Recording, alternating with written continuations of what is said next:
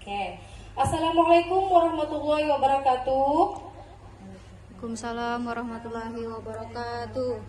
Alhamdulillahirrabbilalamin. Puji syukur kita ucapkan kehadirat Allah Subhanahu wa Ta'ala, karena berkat karunia-Nya kita semua dapat berkumpul di ruangan ini. Nah, alhamdulillah kita telah mengikuti kegiatan yang kedua dari komunitas belajar kita, komunitas belajar SMK Farmasi Mandiri, itu di PMM, di platform Merdeka Mengajar.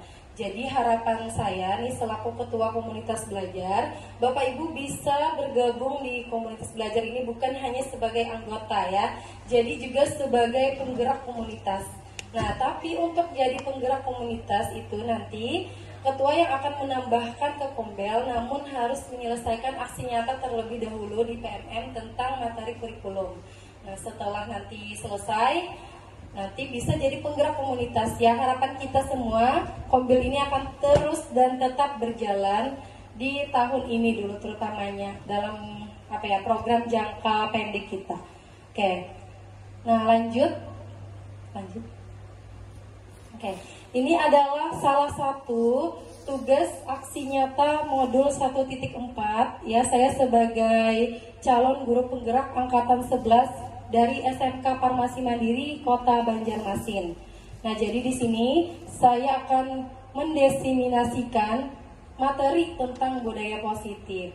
Nah, jadi mungkin Bapak Ibu di sini sudah lebih paham ya tentang budaya positif di sekolah. Namun saya hanya mengimbaskan atau membagikan ilmu yang sudah saya peroleh dalam 2 bulan ini mengikuti program kegiatan guru penggerak. Oke, lanjut. Nah, ini perkenalkan ya, di sini ada fasilitator, ini dari Jawa Barat, Ibu Nursida dan juga Bapak Arif Rahman, dan saya sendiri sebagai CGP. Lanjut, Pak. Oke. Nah, di sini materi yang akan dibagikan ya adalah tentang budaya positif, bagaimana menerapkan budaya positif di sekolah. Nah, salah satunya bisa menerapkan disiplin positif. Nah, terus kita akan mempelajari tentang teori motivasi, kemudian 5 kebutuhan dasar manusia, 5 posisi kontrol restitusi dan juga keyakinan kelas, serta segitiga restitusi di sekolah. Oke, yang pertama, lanjut ya, kita akan mempelajari disiplin positif. Lanjut. Nah, nih ada gambar apa nih Bapak Ibu? Gambar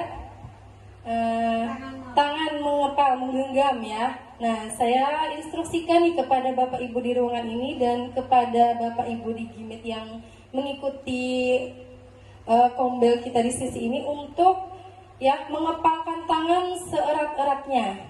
Oke ya. Nah, kalian bayangkan ya, kita menggenggam sesuatu yang sangat berharga yang tidak ingin kita lepaskan. Oke, sudah ya? Sudah digenggam? Sudah digenggam ya Bapak Ibu ya. Nah, setelah itu saya menginstruksikan lagi nih kepada Bapak Ibu untuk membuka genggaman tangan ya. Oke, Ibu Tri bersedia membuka? Bersedia? Oh, bersedia semua. Kalau Bapak Ibu di webinar gimana nih? Bersedia membuka kepalan tangan sesuai instruksi? Bersedia. Bersedia, berarti bersedia melepaskan sesuatu yang berharga? Ya. Siap. Ya. Oke, baik ya. Sebenarnya bersedia tidak bersedianya itu ada di pilihan hidup kita. Pilihan pikiran kita ya. Bersedia membuka tangan sesuai instruksi atau tidak bersedia membuka genggaman tangan tadi karena tidak ingin melepaskan sesuatu yang berharga ya. Jadi siapa yang dapat mengontrol tangan kita untuk digenggam atau dibuka? Apakah saya? Diri sendiri. Diri sendiri, oke. Bagus ya. Nah, Bapak Ibu yang ada di webinar juga boleh bersuara. Silakan aktifkan speakernya jika ingin bersuara. Terima kasih. Baik. Jadi diri sendiri ya yang menginstruksikan kepada diri. Meskipun saya sudah menginstruksikan untuk menggenggam dan membuka, ya, tapi kembali lagi pilihan itu ada di diri sendiri untuk membuka atau menggenggam tangan. Nah, inilah yang dinamakan teori kontrol, ya, kontrol atas pilihan mau membuka atau pilihan mau menutup tangan. Oke, lanjut. Nah, di sini ada beberapa teori kontrol yang miskonsepsi, nah yang ingin mau diluruskan oleh Dr. William. Ya, ini ada beberapa miskonsepsi. Artinya apa ya? Kita menganggap guru itu mengontrol murid, ilusi guru mengontrol murid. Jadi apa ya? Guru ini menganggap bahwa bisa mengontrol seorang murid. Padahal kan kayak seperti kita membuka tangan, pilihan membuka dan menggenggam tadi adalah pilihan diri sendiri. Nah, ketika murid mau mengikuti instruksi dari guru, ya, berarti mereka mengizinkan untuk diri mereka dikontrol sebenarnya. Nah, dan ketika murid mengikuti instruksi dari guru, berarti kebutuhan dasar mereka memang pada saat itu yang ingin mereka penuhi. Nah, jadi sebenarnya kita itu tidak bisa mengontrol seseorang, menurut teori dari Dr. William. Nah, selanjutnya ada ilusi bahwa semua penguatan positif, efektif, dan bermanfaat. Jadi, menurut beliau ya, bahwa penguatan positif di sini merupakan suatu bujukan kepada murid untuk melakukan sesuatu. Ya, jadi bisa saja murid itu mau melakukan atau juga malah mereka itu menolak untuk melakukan, ya tergantung dari kontrol diri mereka, atau malah mereka itu bergantung kepada guru untuk selalu diberikan penguatan yang positif. Jadi melakukan sesuatu itu karena diberikan penguatan, tapi jika tidak ada penguatan mereka tidak dapat melakukannya, artinya sudah ketergantungan. Nah, kemudian yang ketiga, ilusi bahwa kritik dan membuat orang merasa bersalah dapat menguatkan karakter. Jadi ini adalah miskonsepsi yang ketiga, bahwa kita mengkritik murid atau membuat murid merasa bersalah itu dapat mengembangkan atau mengikuti sesuai kemauan kita. Sebenarnya mereka itu bisa saja berpikir negatif atau berdialog dengan diri mereka sendiri. Oh, ternyata saya ini seperti ini loh. Nah, karena mendapatkan kritikan dan juga membuat murid merasa bersalah. Guru ini membuat murid merasa bersalah. Lalu murid di dalam hatinya, oh saya ini tidak baik ternyata. Nah, tapi guru tersebut tidak dapat mengetahui isi hati murid tadi kan. Nah, jadi ada beberapa mungkin murid kita yang seperti itu. Ada juga mungkin yang murid direndahkan, motivasinya bangkit. Nah, Oke, lanjut ya. Yang terakhir, ilusi bahwa orang dewasa memiliki hak untuk memaksa. Jadi kita ini sebagai seorang guru dianggap orang yang dewasa, ya kan? Dewasa daripada anak-anak murid kita di sekolah. Jadi kita itu beranggapan bahwa kita ya sebagai guru bisa memaksa murid.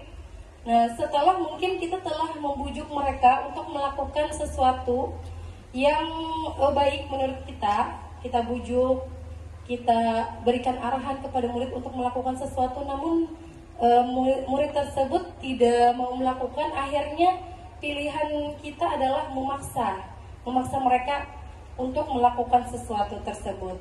Nah, ini adalah miskonsepsi menurut Dr. William. Kalau menurut Bapak Ibu gimana nih? Apakah setuju dengan materi ini? Ya, baiklah, kita lanjutkan saja ya. Lanjut lagi. Nah, ini ya.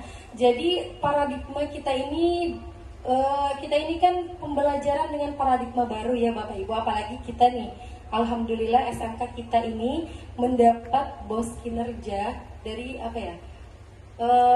BOS kinerja sekolah yang memiliki kemajuan terbaik. Di situ kita diberikan instruksi untuk membuat program pembelajaran dengan paradigma baru. Nah, inilah salah satu pembelajaran dengan paradigma baru yang sesuai dengan kurikulum Merdeka saat ini.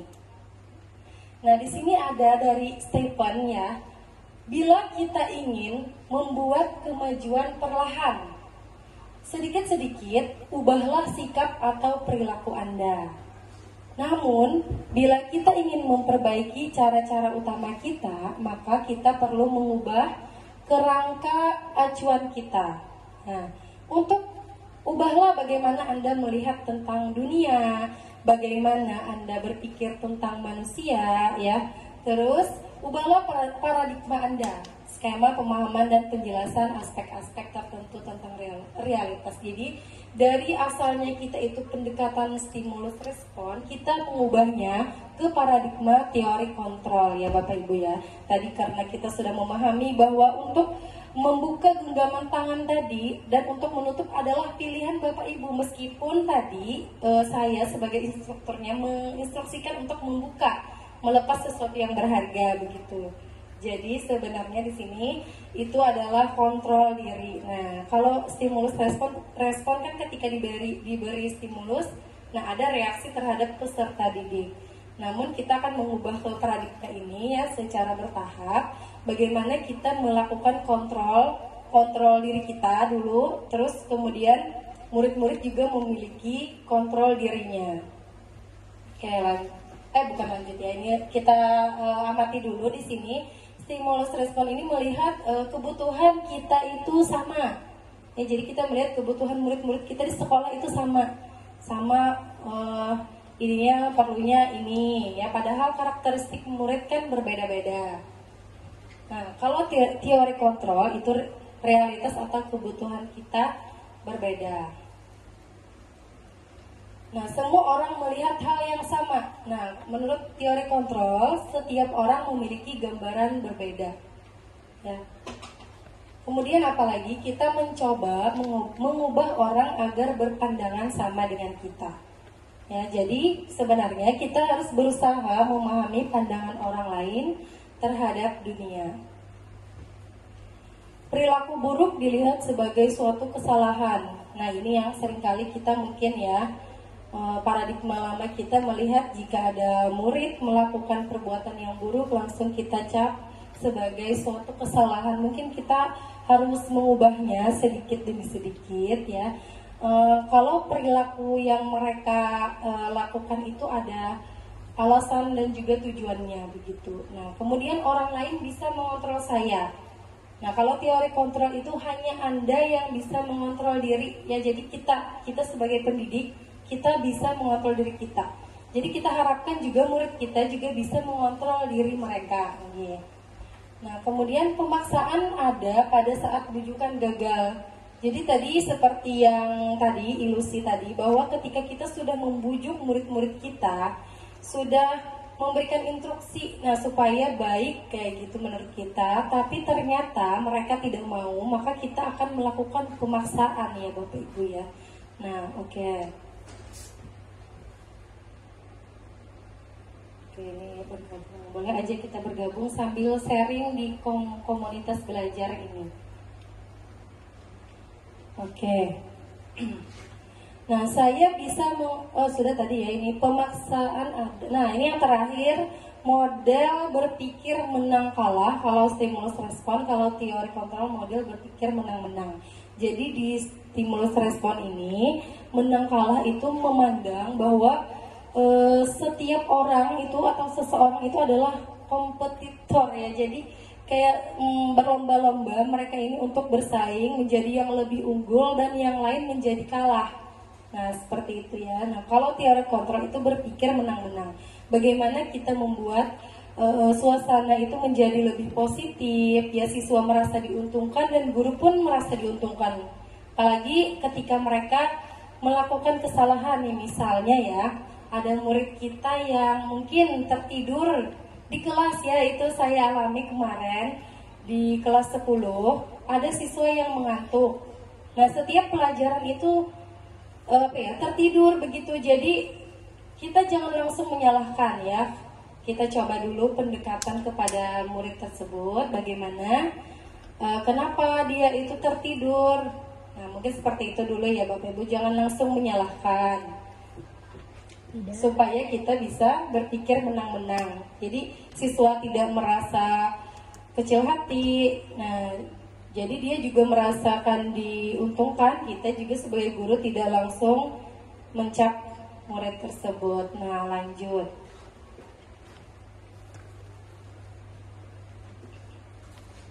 Nah, ini ada Bapak Ki Hajar Dewantara. Beliau adalah tokoh Bapak Pendidikan Nasional. Setiap tanggal 2 Mei kita memperingati ya sebagai Hari Pendidikan Nasional.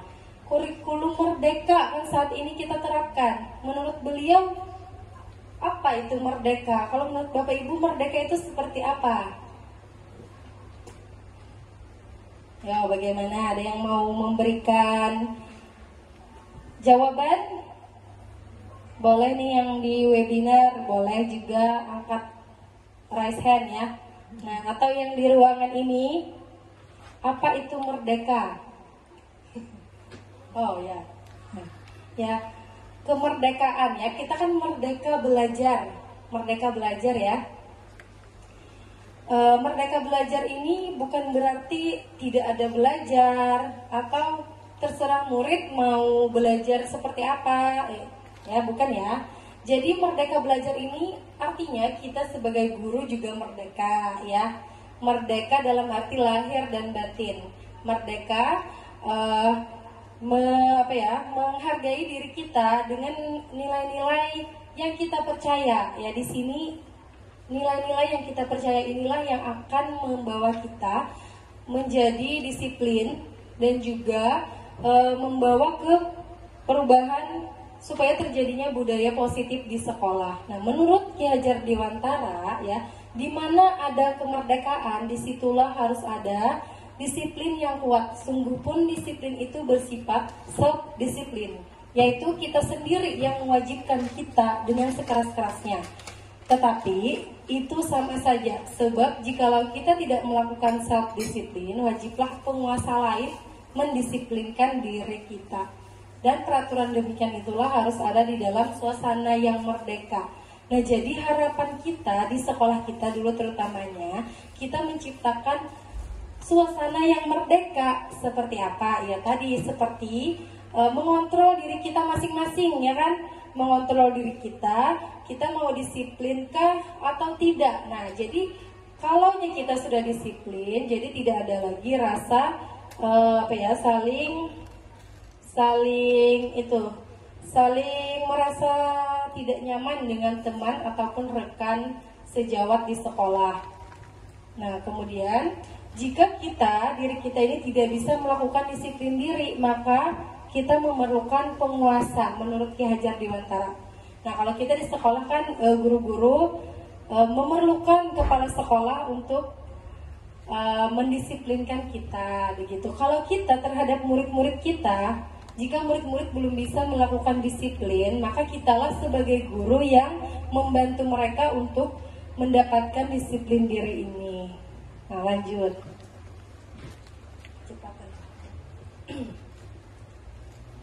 Disiplin diri. Nah, di sini kita mengontrol diri, bagaimana menguasai diri, mengacu pada nilai-nilai yang kita hargai ya. Jadi disiplin di sini bukan berarti kita itu harus seperti ini, seperti itu, tapi kita dulu dalam diri kita ingin menjadi orang yang seperti apa, nilai apa yang ingin kita, yang ada di diri kita begitu ya, nilai-nilai yang kita hargai. Kalau kita tidak menghargai diri kita saja, berarti kita ini ya tidak sayang sama diri kita ya. Jadi kalau kalian itu kita ya sama ulun, sama saya, sama teman juga ya, jika sayang atau menghargai diri, maka kita akan menghargai nilai-nilai yang ada pada diri.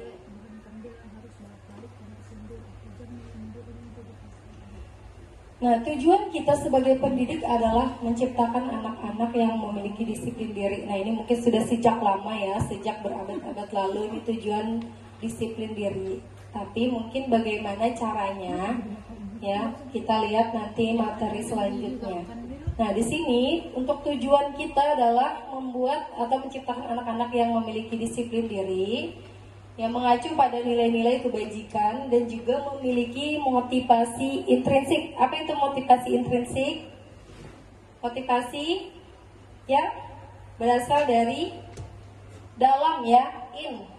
Kalaunya ekstrinsik berarti berasal dari luar. Jadi kita mengharapkan murid-murid kita di sini memiliki motivasi dari dalam diri untuk menghargai nilai-nilai kebajikan yang ada pada dirinya.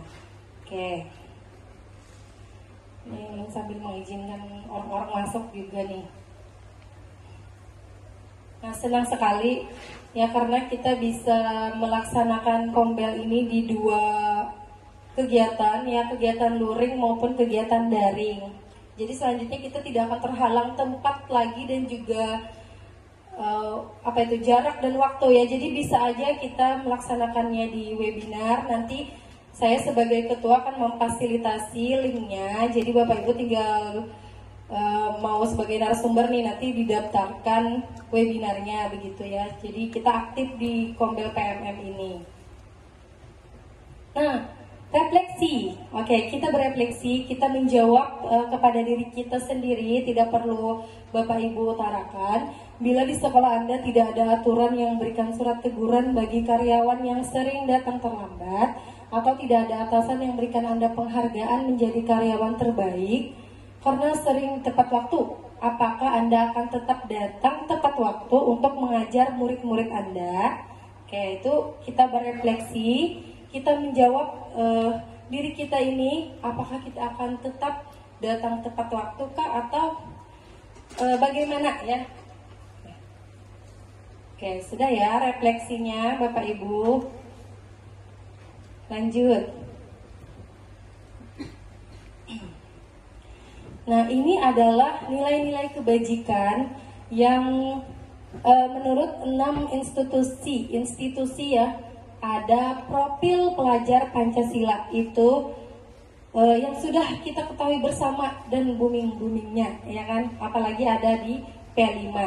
Nah, di sini ada profil pelajar Pancasila, ada 6 nilai ya: beriman, bertakwa kepada Tuhan Yang Maha Esa, mandiri, bernalar kritis, berkebinekaan global, bergotong royong, dan kreatif. Jadi kan kita ketika mau melaksanakan pembelajaran P5 kita itu mengacu pada nilai-nilai yang mau kita ambil, itu mau kita terapkan ke murid itu nilai yang mana, seperti itu kan. Atau kita pembelajaran di kelas untuk mata pelajaran yang ada profil pelajar Pancasilanya kan Bapak Ibu. Nah, itu mau diterapkan setiap kita pembelajaran itu mau siswa mau yang seperti apa. Misalnya nih kalau matematika itu maunya siswa yang bernalar kritis dan juga bergotong royong. Di sini bisa mereka berkolaborasi.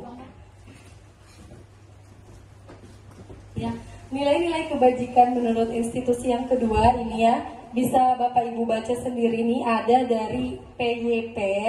Nilai kebajikannya nih ada toleransi, rasa hormat, integritas, dan sampai komitmen. Jadi kita mau menanamkan nilai-nilai kebajikan yang mana kepada murid kita. Nah, kemudian ada dari 9 pilar karakter. Di sini juga lengkap sekali nilai-nilai kebajikannya. Lanjut.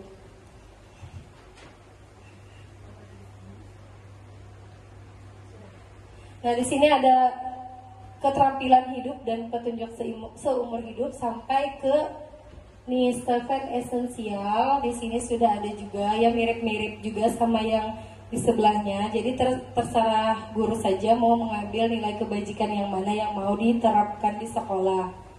Lanjut. Oke.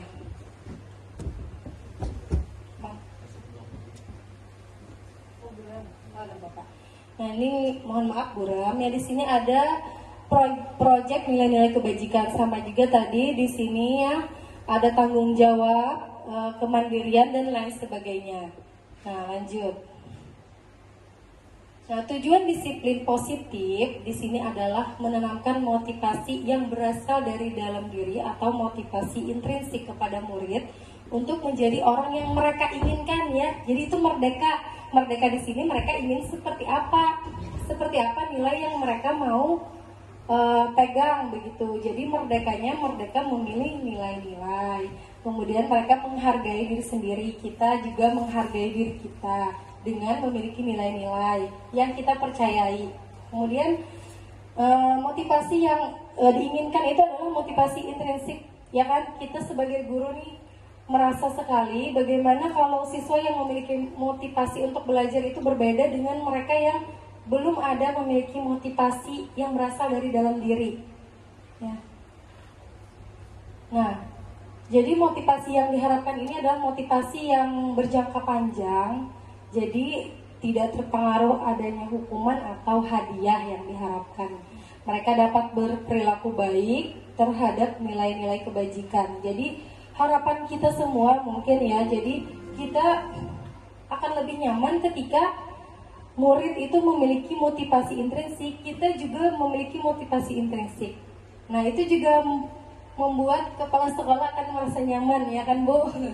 Nah, ketika guru-gurunya memiliki motivasi intrinsik, jadi mendisiplinkan diri itu dari gurunya sendiri, tidak perlu dari kepala sekolah. Harapan kita semua, ya kan? Lanjut.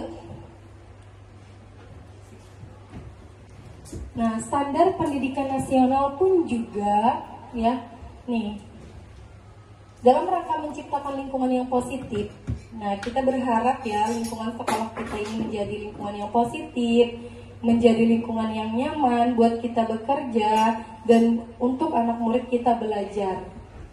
Nah, maka setiap warga sekolah, kita semua ini kan warga sekolah ya, dan juga pemangku kepentingan mendukung, menghayati dan menerapkan nilai-nilai kebajikan yang telah disepakati bersama. Jadi nilai-nilai tersebut kita sepakati dulu kita dengan murid-murid kita, mau nilai yang mana yang mau diterapkan untuk dapat menerapkan tujuan mulia tersebut. Nah, jadi seorang pemimpin pembelajaran berjiwa kepemimpinan. Jadi tujuan mulia dari penerapan disiplin positif menurut standar pendidikan nasional itu agar terbentuk murid-murid yang berkarakter. Ini menurut standar pendidikan nasional ya. Disiplin, kemudian santun, jujur, peduli, dan tanggung jawab. Kalau visi sekolah kita, kalau visi sekolah kita menyepakati kita akan menerapkan nilai-nilai kebajikan yang berlandaskan dari profil pelajar Pancasila. Nah, itu juga kita semua harapkan kepada semua murid kita. Lanjut, Pak. Nah, setelah itu tentang teori motivasi yang kedua ya. Tadi kita sudah membahas panjang lebar tentang disiplin positif seperti apa. Jadi disiplin positif itu kita bersama murid menghargai nilai-nilai yang kita percaya, yang ingin kita terapkan pada diri kita dengan memiliki motivasi yang intrinsik. Nah, sekarang kita akan mengenal teori motivasi.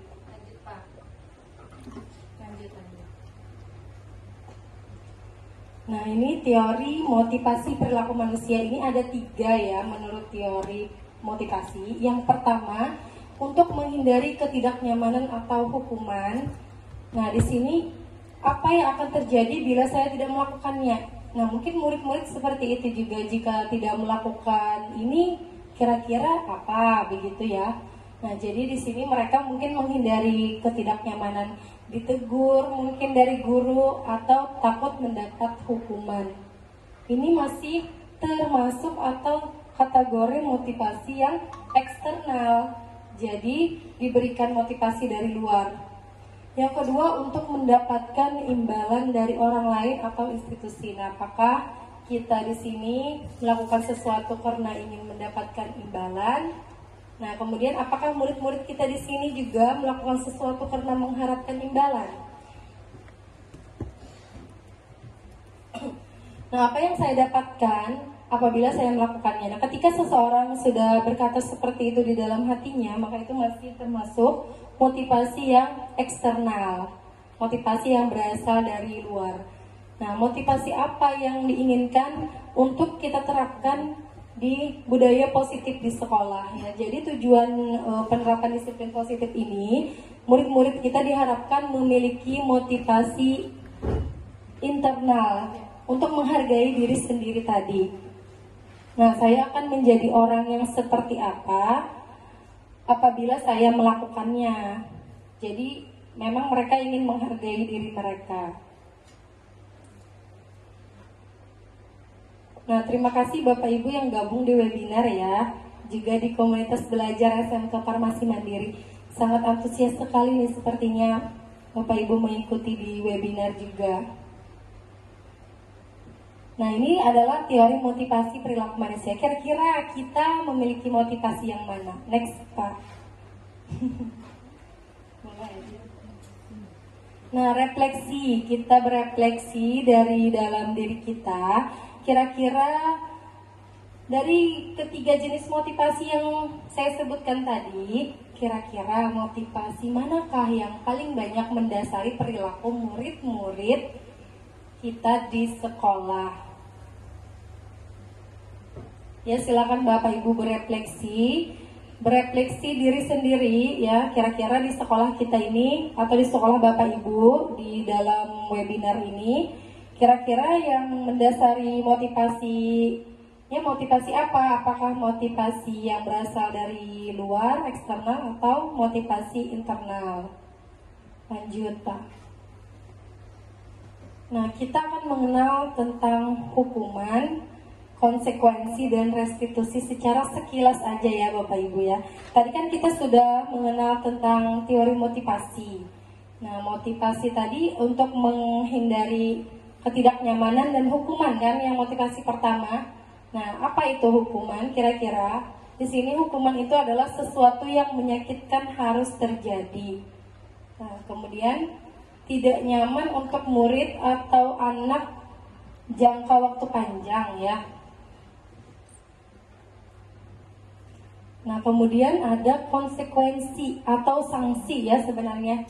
Di sekolah ini mungkin kita sudah menerapkan konsekuensi atau hukuman ya, kita berefleksi. Nah, bagaimana caranya untuk membentuk disiplin positif tadi kepada anak agar mereka memiliki motivasi yang internal? Itu memang PR kita terberat ya Bapak Ibu, karena motivasi yang berasal dari dalam diri ini memang harus mereka sendiri yang memunculkan, mengontrol diri.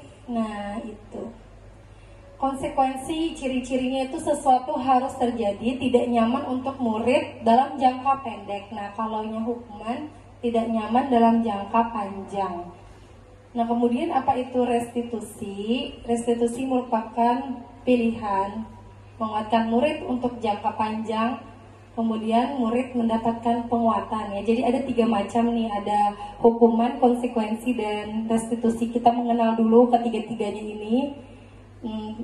Ya, dari motivasi tadi dijabarkan jadi ini. Nah, lanjut Pak.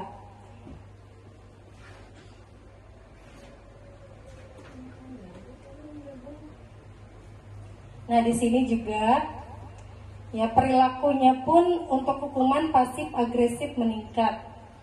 Sistem tidak akan berjalan bila murid tidak takut. Nah ya, peraturan adalah kamu harus begitu ya. Kalau yang konsekuensi, mampukah kamu melakukannya? Terima kasih. Kita mengucapkan seperti itu. Terus kalau restitusi, apa yang kamu yakini? Nah, karena tadi sudah melakukan kesepakatan, ketika murid melanggar kesepakatan itu, mungkin kita bisa bertanya kepada murid, apa yang kamu yakini, apa yang bisa kamu lakukan untuk memperbaiki masalah ini. Ya, jadi mungkin dari ketiga ini yang paling bagus ya untuk diterapkan adalah restitusi. Mungkin kalaunya kita sampai di tahap ini, nah ya, hukuman itu mungkin ya menurut sebagian orang boleh dijalankan, tapi alangkah lebih baik lagi kalau tidak dilaksanakan seperti itu ya Bapak Ibu. Nah, oke, mungkin kan murid itu melakukan kesalahan ada alasan kan tadi. Jadi Bapak Ibu bisa bertanya kepada murid, kira-kira apa sih alasannya, nah, sehingga ciri-cirinya nanti di sini masalahnya terpecahkan. Oke, lanjut.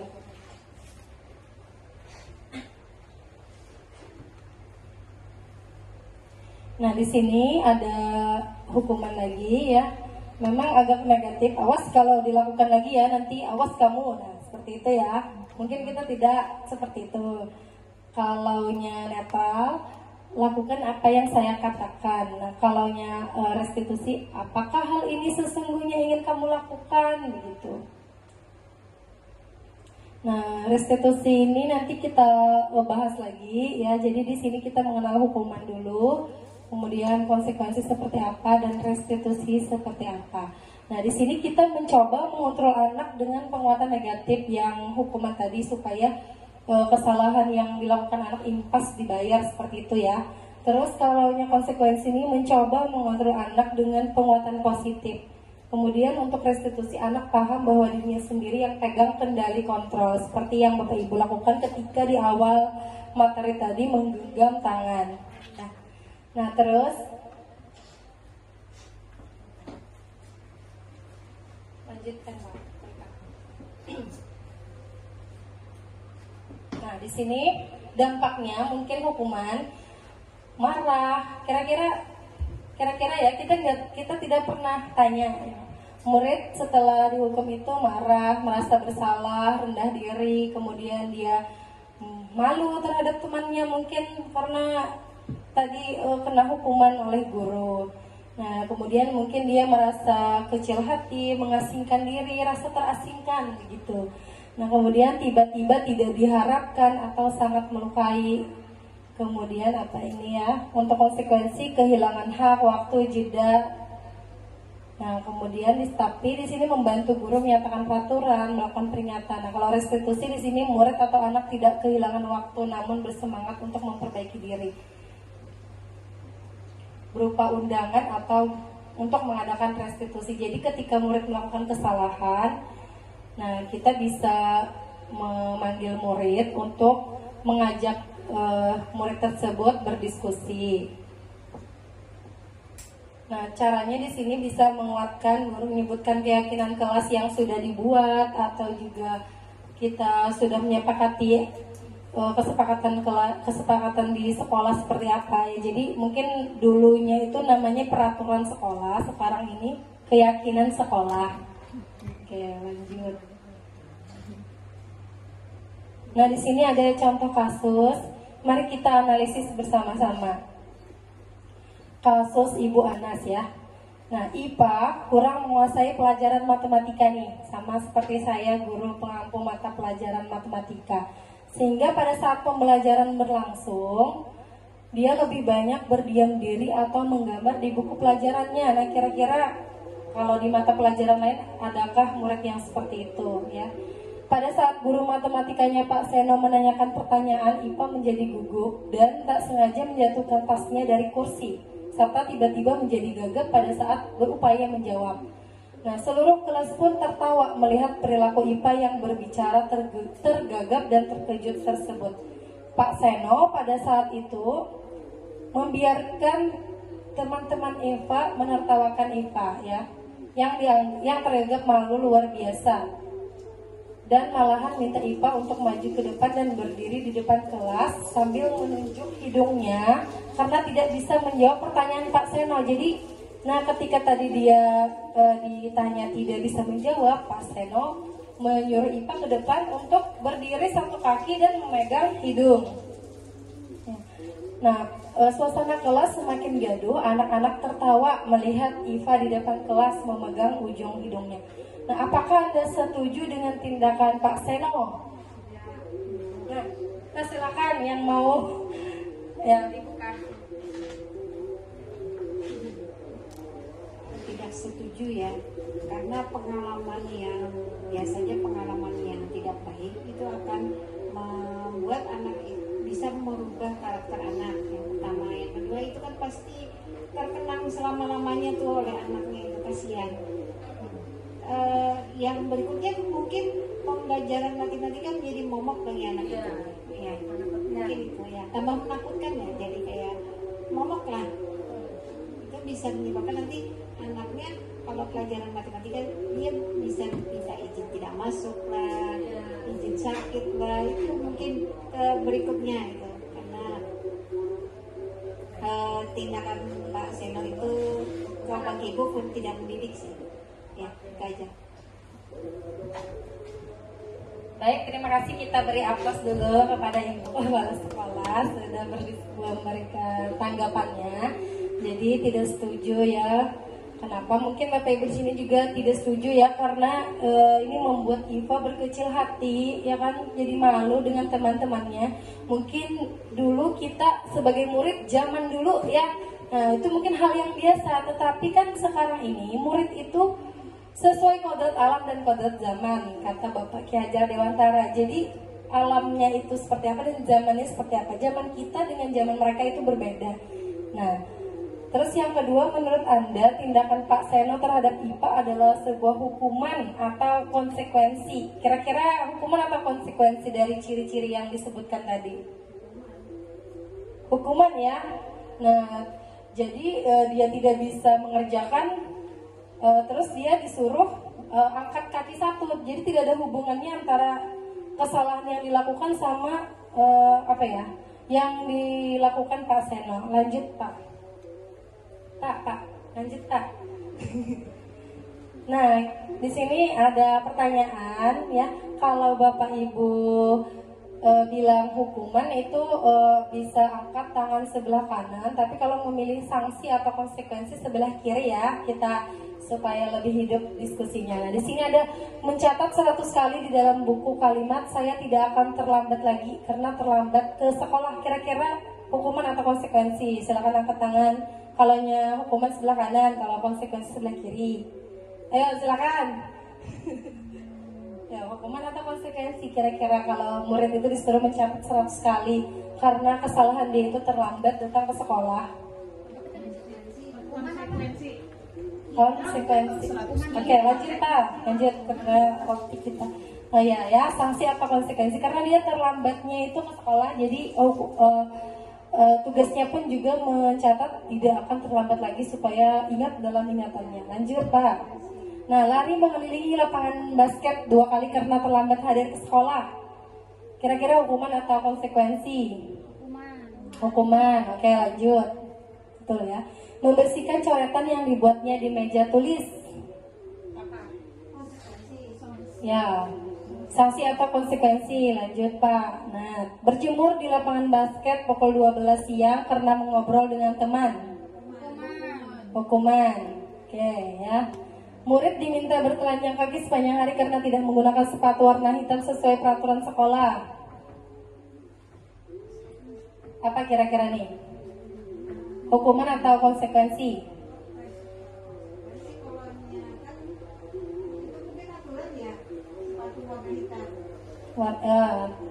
Dia tidak menggunakan sepatu warna hitam, mungkin menggunakan sepatu warna coklat kah? Ya, lanjut Pak. Nah, hukuman ya. Karena itu membuat murid merasa terluka. Ya, lanjut. Berdiri di depan kelas sambil mengangkat kaki satu karena tidak bisa menjawab pertanyaan. Hukuman. Nah, kemudian membersihkan tumpahan air di meja tulis karena tersenggol pada saat belajar. Sanksi atau konsekuensi? Oke, betul. Ya, lanjut. Kehilangan 10 menit jam istirahat untuk mengerjakan tugas karena terlambat datang dan tertinggal pelajaran selama 10 menit. Konsekuensi. Nah, jadi disuruh siswanya tadi tinggal ya. Mungkin kita bisa terapkan nih. Lanjut. Duduk di bangku di pinggir lapangan pada jam istirahat tidak diizinkan bermain oleh guru piket karena mencederai teman saat bermain di lapangan. Lanjut, sanksi ya, karena dia itu mencederai tadi, jadi tidak diizinkan saja tidak diizinkan bermain. Lanjut. Terlambat hadir di pembelajaran daring 15 menit dan diminta untuk tinggal 15 menit. Ya, lanjut Pak, konsekuensi. Lari mengelilingi lapangan basket 2 kali karena terlambat 10 menit untuk pelajaran PJOK. Bagaimana Bapak PJOK? Konsekuensi atau hukuman nih? Kira-kira kalau ya, jadi ini sanksi atau konsekuensi karena mata pelajarannya memang olahraga. Ya, lanjut. Membersihkan WC sekolah karena mematahkan pensel kawannya. Hukuman. Harusnya mengganti pensel kawannya. Lanjut. Nah, dihukum oleh penghargaan ini menurut Alpicon ya. Jadi ulun menyampaikan ini saat kita berulang kali menjanjikan hadiah kepada anak-anak agar berperilaku bertanggung jawab, atau kepada seorang murid agar mempelajari sesuatu yang baru, atau kepada seseorang karyawan agar melakukan pekerjaan yang berkualitas, sebenarnya kita sedang berasumsi mereka tidak dapat melakukannya atau mereka tidak memilih untuk melakukannya. Jadi kita nih sebagai guru, jika kita memberikan penghargaan ya, jadi kita tuh mungkin ada asumsi di dalam diri kita, murid ini tidak akan melakukan ini jika tidak diberi ini, begitu ya. Nah, itulah pentingnya tadi motivasi intrinsik, meskipun tidak ada embel hadiah ataupun hukuman, mereka memang sadar. Nah, harapan kita semua ya. Lanjut nih, pengaruh jangka pendek dan jangka panjang. Jadi penghargaan itu sama hukuman itu berpengaruhnya jangka pendek saja, karena kan nilai-nilai yang mereka yakini itu sebenarnya belum muncul. Jadi kalau ingin pengaruhnya jangka panjang, nah maka motivasi intrinsik tadilah yang kita coba bangun kepada murid. Kemudian penghargaan menurut Alpicon tidak efektif. Nah, kemudian merusak hubungan. Mungkin di sini karena merasa kompetitif dengan teman-temannya. Misalnya ketika temannya berhasil melakukan sesuatu, nah temannya yang lain merasa tidak berharga, seperti itu ya. Jadi di sini penghargaan dikatakannya merusak hubungan. Kemudian penghargaan mengurangi ketepatan. Jadi beliau ini melakukan penelitian ketika ada seorang mahasiswi universitas itu membuat judul berita utama. Nah, jadi kepada mahasiswa yang sering dibayar itu kreativitasnya itu menurun ya. Beliau sudah mengamati. Kemudian kepada mahasiswa yang tidak dibayar, kreativitas mereka seiring berjalannya waktu semakin meningkat. Makanya dikatakannya penghargaan menurunkan kualitas. Penghargaan mematikan kreativitas. Jadi ketika ada suatu perlombaan atau apa, kan ditentukan misalnya nanti diberi hadiah jika seperti ini. Nah, jadi mungkin kreativitas dia atau murid itu berkurang. Nah, makanya kenapa mungkin Bapak Ibu sudah melakukan pembelajaran yang berdiferensiasi, pembelajaran yang berpihak kepada murid. Jadi di situ contohnya seperti di grup penggerak ini, kalau kita membuat demonstrasi kontekstual itu diberikan kreativitas, terserah mau membuat hasil yang kita pahami, mau membuat komik kah, mau membuat puisi, lagu, cerpen atau PPT atau video ya.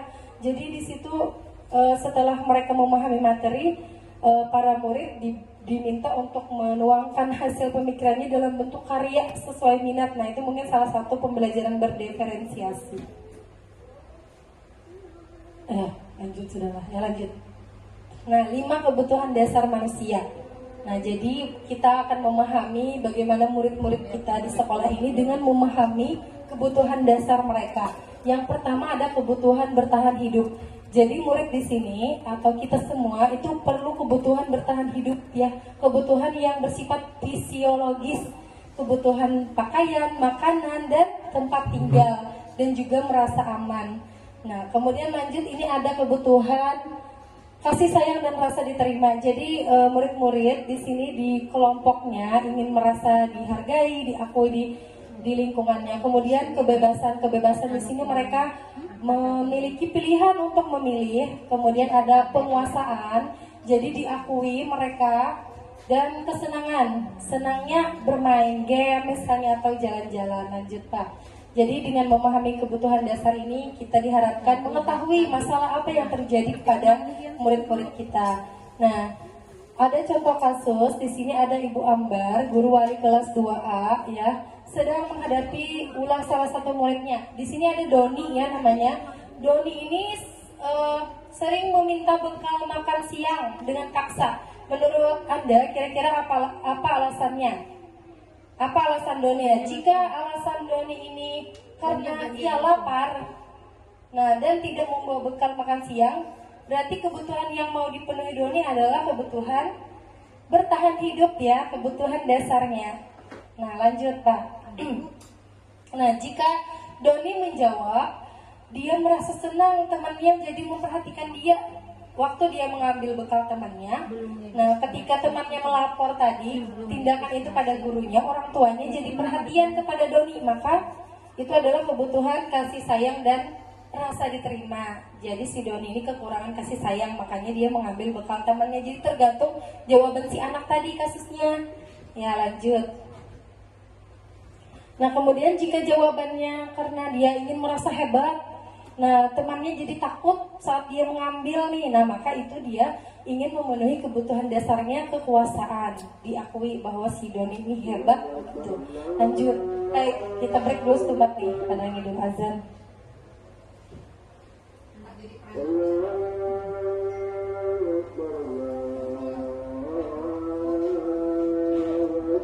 Ada loh nomor NUPTK-nya lah. Ada apa? Itu nomor UKG bukan khusus pada tes. Awalnya bu. Aktif nah? Aktif, makanya buka SIM PKB dia coba SIM PKB. Ada dulu dia tuh. Aktif lah.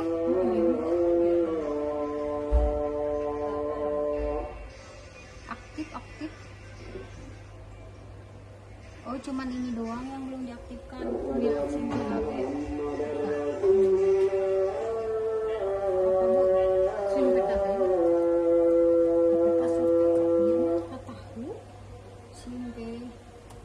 SIM PKB.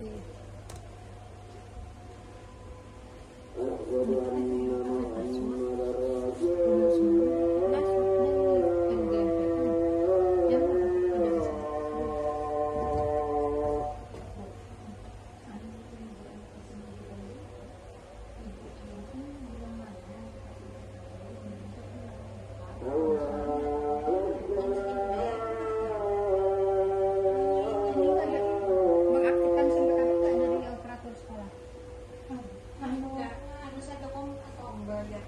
Masuk anggota MGP,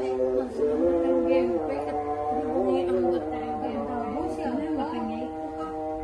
Kan gini aja, kalau mau lebih susah tuh ngurus ke dinas, temui Pak Imam. Nah itu di bagian kedua kode apa lagi ada namanya Imam tuh minta kan. Nah saya mau gimana caranya mau masuk ke anu toh? Saya nggak tahu anu siapa ini apa ketua MGP kesenian gitu. Kalau takut guru-guru lain nih lah banyak ada kawanan tuh. Bisa SMK ya, yang seni budaya. Yang negeri maupun swasta nggak punya bu. Nah, sebenarnya termasuk APM dalam grup itu, ya habis itu baru nih kita anunya, ini anak mampu ke SPKB ada yang ngomong anu yang tadi itu. Oke, kita lanjutkan ya. Nah, di sini jika Doni menjawab karena mengambil bekal teman itu karena Islam ya.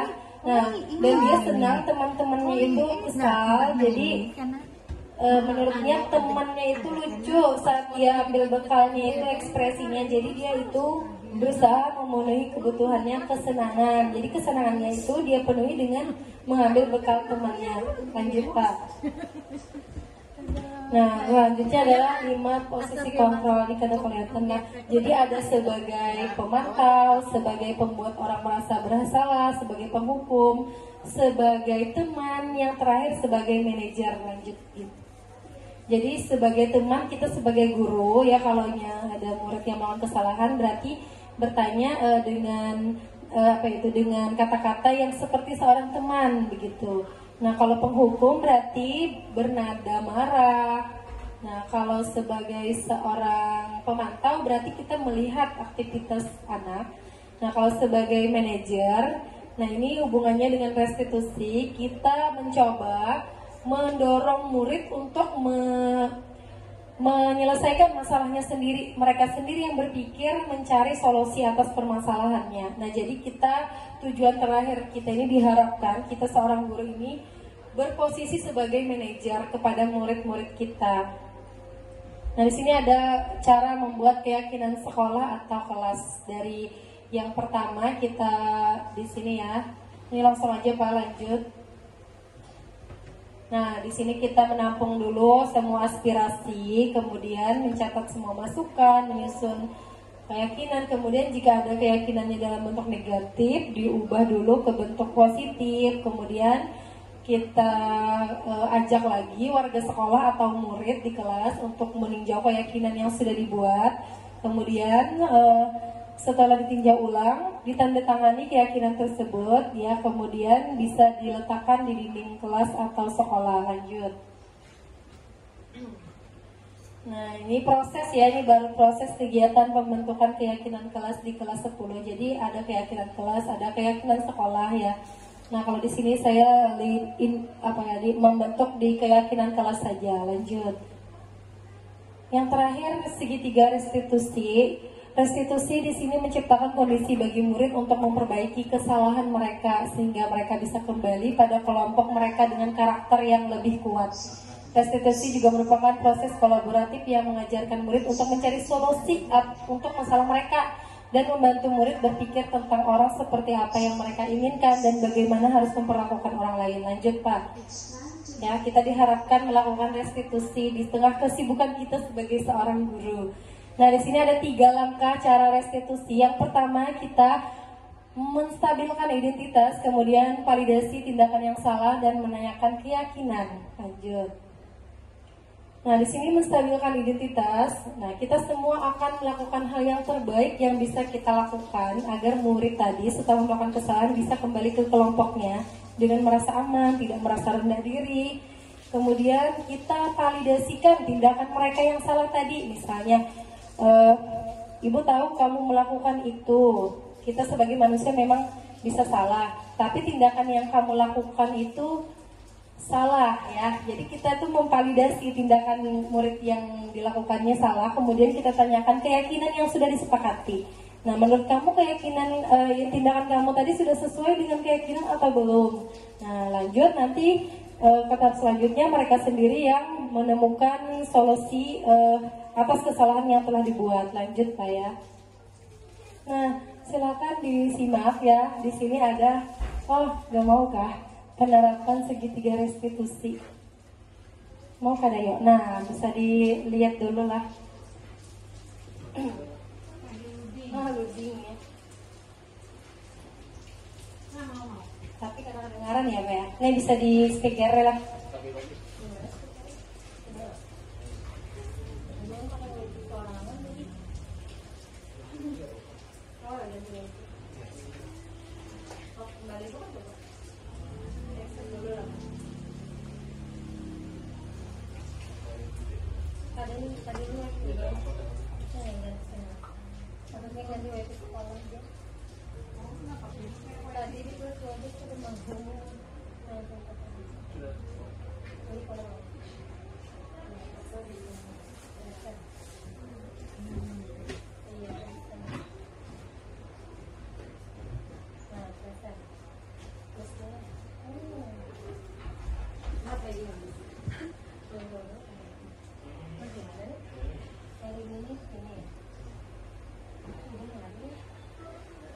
Nah, mungkin tidak terdengar ya, saya ceritakan saja. Nih ada salah satu murid di sekolah yang terlambat datang ke sekolah. Nah, terus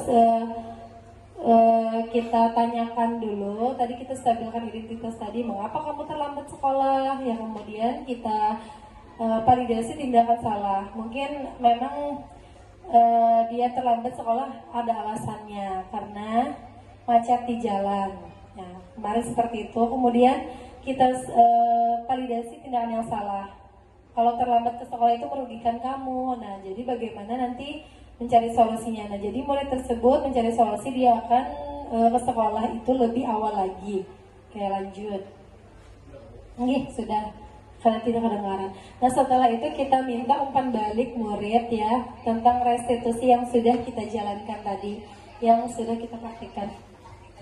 Tidak ada suaranya ya. Jadi di sini Muhammad Raihan ini senang sekali sudah dilakukan praktik restitusi. Jadi kita tidak langsung menghukum murid tersebut. Oke, lanjut Pak. Nah, demikianlah diseminasi saya hari ini. Apakah ada pertanyaan atau dicukupkan saja? Dan berakhir pula kegiatan komunitas belajar kita hari ini. Mudah-mudahan ini adalah awal pembuka yang baik untuk komunitas kita di kehidupan di waktu yang akan datang ya. Jadi kita semua berinisiatif untuk menjadi narasumber di materi selanjutnya. Diharapkan kalau sebulan sekali itu mungkin terlalu lama ya. Nah, mungkin kita bisa 30 menit kah menyampaikan materi. Nah, ulun tutup dulu yang inilah. Wassalamualaikum warahmatullahi wabarakatuh. Waalaikumsalam warahmatullahi wabarakatuh. Maka pas banget 1 jam. Iya, 60 menit.